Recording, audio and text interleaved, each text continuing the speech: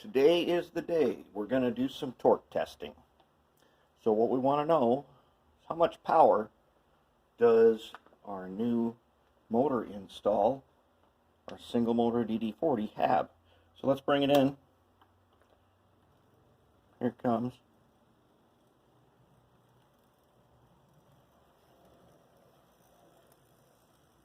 Alright, what we got here, we got some scales. Some scales like this. Science experiment scales. They're measured in newtons. This is a heavy one, the white one. The one on the bench is the green one. It's a little bit lighter. And we're going to hook up to it, and the locomotive is going to pull the scale, and we're going to get a reading off of it. Now beforehand, I have weighed them on a little digital scale here to find out how much they weigh, because weight is kind of an important calculation here. So this thing has weighed in at 19.69 ounces. We're going to hook up to the scale, get a little tension on it. Okay. Now this hook here, when laying down flat on the track, shorts it. So basically I got a twist tie and a dummy coupler hooked up to the locomotive. Now let's give him a try and see what he can do.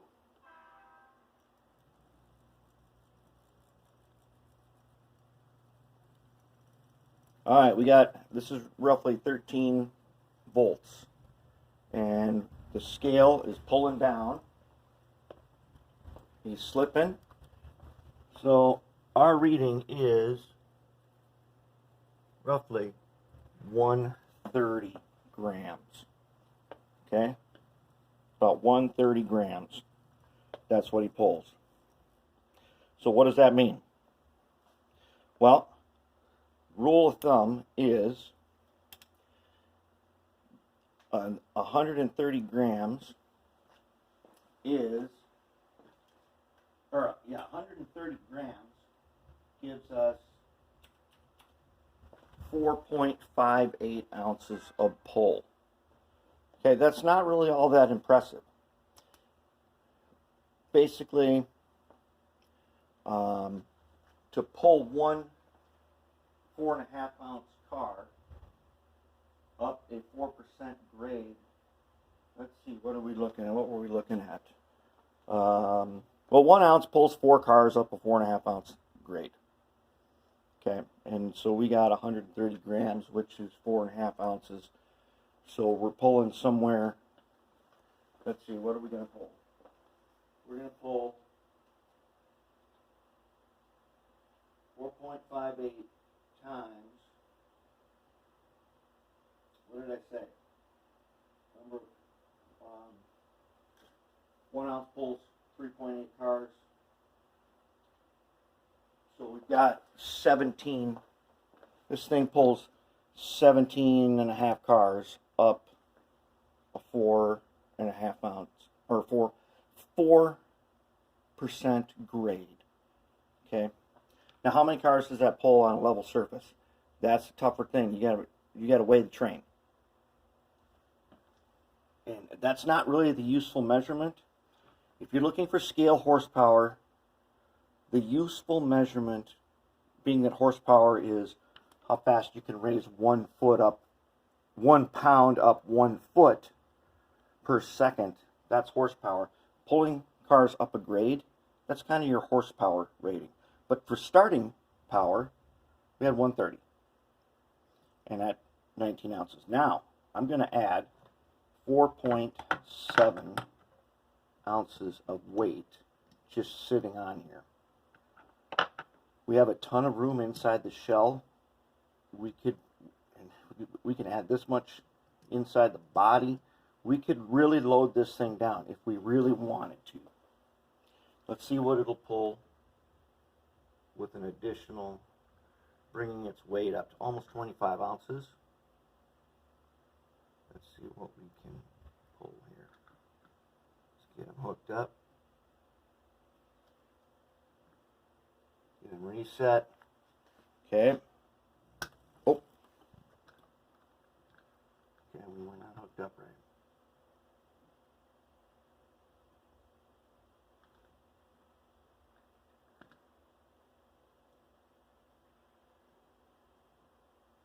Let's see if we got him.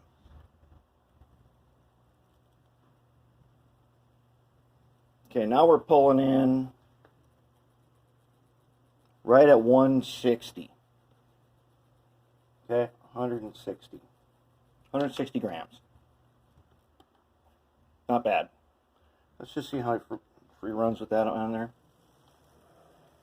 Just fine, no problems. Doesn't take any extra power. Okay, so 160. That is our single motor with just a little bit of weight. Inside the shell, I have no idea. I have a test report adding 12 ounces to a GP9. Now, how does that compare with old Hercules here, who's got 2 motors? Hercules has got 2 motors on it. And Hercules weighs in at 23, about 23.5 ounces of weight. Okay. Hercules here will pull down roughly 160 just by himself, just like that. No extra weight. Okay. So we've got the single and the dual motor. When it weighs in at the same, okay, old Ajax here, the single motor. When weighted the same as Hercules, the dual, they roughly have the same pulling power. Okay, and so we're saying that's right around, what do we say here, right? So that's going to be right around 23 cars up a 4% grade. That's pretty powerful for a single locomotive. But as a comparison, let's try a Genesis SD70. Now, I personally do not expect a lot of power from this thing. It is heavy. This guy weighs in at 17.7 ounces, but it's got very nice, smooth, like nickel-plated wheel sets. I figured he would just slip a lot at even a little bit of weight. But let's find out. Let's try them. Okay, there's our Athearn Genesis SD70M. Oh, that is the problem with these slippery couplers.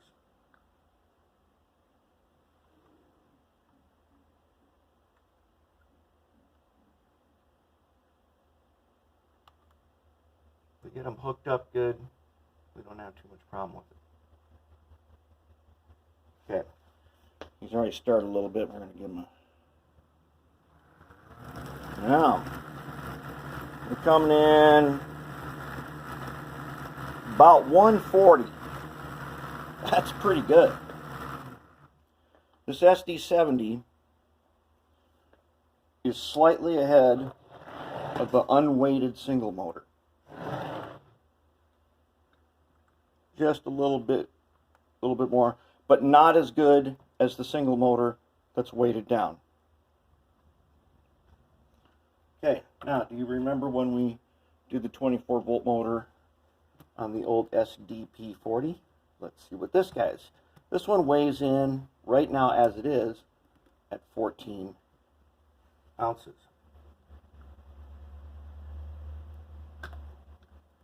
Let's get him hooked up.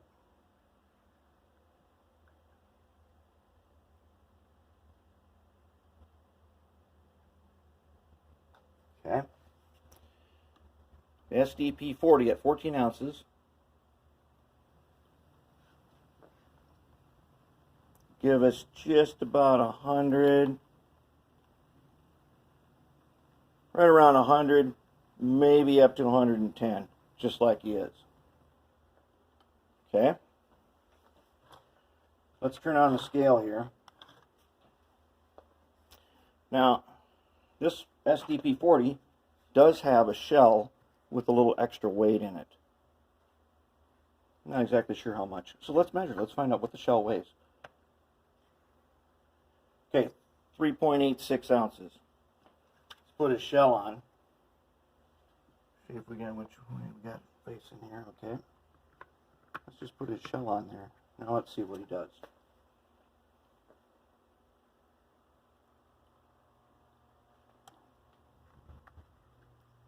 Uh-oh.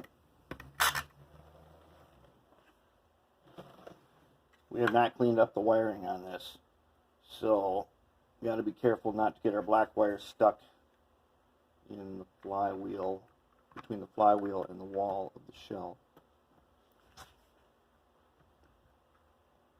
And let's make sure we get them on the track. Like I've said, the SDP40 is the most difficult locomotive to get on the track and to keep on the track.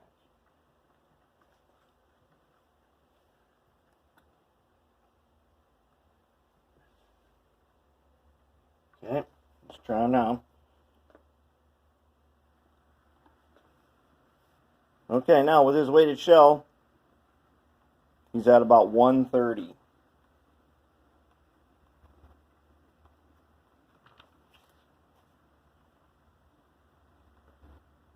That ain't bad. 130, that's pretty good. See how nice and quiet he is? That, whoops. God dang it. Well, we haven't adjusted. And we lost the coupler up front, of course, because we don't have them adjusted. But anyways, he comes in at 130. Now, as a comparison, I have here a weighted U28. This sucker weighs in at 14.88. This is a regular Athearn Blue Box U28, weighted in. He's weighted in at 14.88. And he will pull about 100. Okay? He'll pull about 100. I have another one that is unweighted. Let's just find out what the other one weighs in at. Does not have extra weight. Weighs in at 11.6. But we're going to add them on. We're going to see what two of them do together. So 11.6, 20, these weigh together, these two weigh more than old Hercules dual motor. But let's see what they do together. Okay, there we go. 250. They pull 250 together.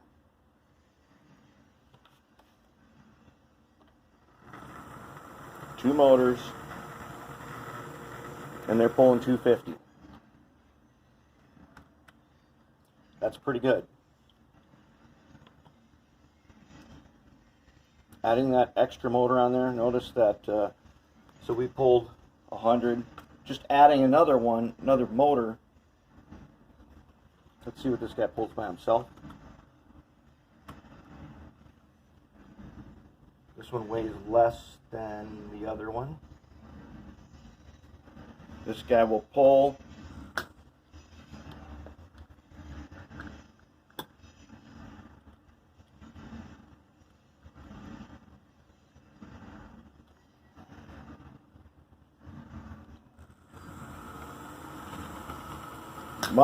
by himself. He was pulling about 120. So that's pretty good. He must have a lot. Yeah, he's got these wheels have a lot of traction. They're not polished or anything. So 130 and 100, but together they pull 250. So together they pull more than just the sum. Now, here's our special test. This is an AHM GP18 that I built in the 1980s. Yep, it's that standard GP18. It's got a bunch of extra weight on it, and this thing weighs in at 13.3. You can get him hooked up here.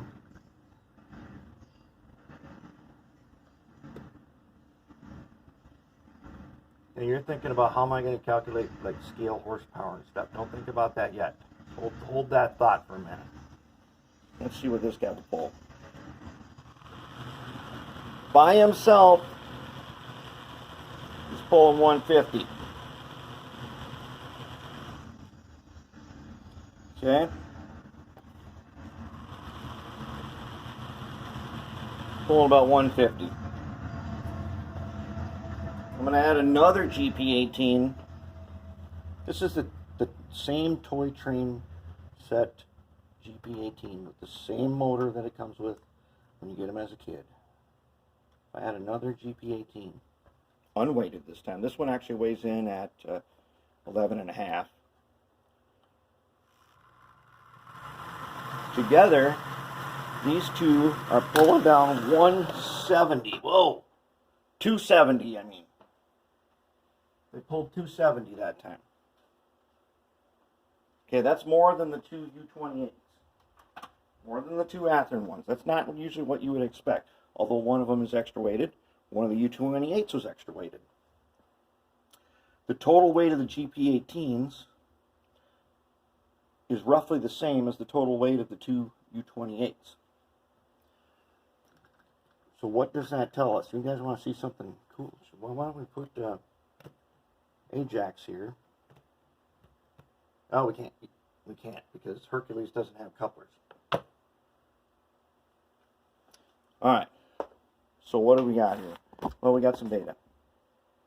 Now, the data that we're interested in, if you were going to, so the real, if you want to know what the horsepower is, you would set up a grade to get a useful horsepower number for your layout. You set up a 4% grade, you'd get cars that all weigh the same, and then you would check your locomotives, how many of those cars will they pull up. And you would use just the number of cars they pull up, that's your horsepower. Don't forget about, you can just call it horsepower. The other info that's good to know, you want to record the weight, and you want to record how much starting tractive effort it has. Okay, in general, the DD40s have more tractive effort than like the SD70. They just do. So the SD70 pulled down 140 at one point. And the weighted single motor DD40 Ajax pulled down 160 with just a little extra weight, not the maximum we could put on there, but it's roughly 20% more than the SD70. The dual motor DD40, old Hercules here, pulled down by himself 160. So he pulls down, the dual motors pulls down about 20% more than the unweighted Ajax, but the weighted Ajax pulls the same as the dual motor DD40. So that's a really good indication that this was an excellent motor conversion to do. So what would we want to keep track of on our train layout? Well, if you're using a computerized program, start making some charts. You want to have the weight, and you get these scales, and you can find these all over the place. They're used in school science experiments, and they're called Newton scales. They're not perfectly accurate, but they're good enough. This white one, the first mark is 2.5 newtons, which is 250. And we didn't reach 250 till we added two locomotives together. I put on here, one time I put on like 8 GP9s and 18, and the power was just ridiculous. I saw a video on YouTube of a guy, he had like 8 AHM GP18s, pulling like 100 and some cars up a grade of about 8 or 9% from the floor to the top of his workbench, and pull them around this huge test track. It was pretty cool. One of the things the GP18 does that the AHM does that the Athearn doesn't is it has a motor with higher RPMs. So once it gets going, it it goes better. It pulls more cars continuously. All right, so you want to have your weight, and you want to have your tractive effort. Okay, so if you're recording your stuff about your locomotive, you want those two things. With the tractive effort, you can let's say that the tractive effort was 140. Okay, if the tractive effort was 140, that's 14 grams. That's approximately, let's see, that's 2 cars. No, that's not right. 1 ounce equals 28 grams is approximately 4 cars of 4.5 ounces, up 4%. That is our measurement. Oh, now I got me all confused here. But anyways, let's start over. We want our weight. We want our tractive effort. Then we can roughly, if you need an extra measurement, how many cars will that pull up a grade? 1 ounce of power pulls approximately 4 cars up to 4.5%. Okay? 1 ounce. So 140 grams of power is 4.9 ounces. Let's call our horsepower how many cars we can pull up that grade. Okay, so we can do 4.9 times 4. Okay, it's going to be approximately 20 cars. So we would record in our chart our weight. So let's say our weight is, who's 140? The SD70. Okay, so the SD70, his weight was 17.7 ounces. He had 140, which equals 4.9 for his TE. So we're going to call his horsepower 20 in our chart. If we need that, we'll say it's 20. How many cars on a level surface? It totally depends on the train weight. A mixed freight, you have cars of all different weights. But we're going to call this horsepower 20.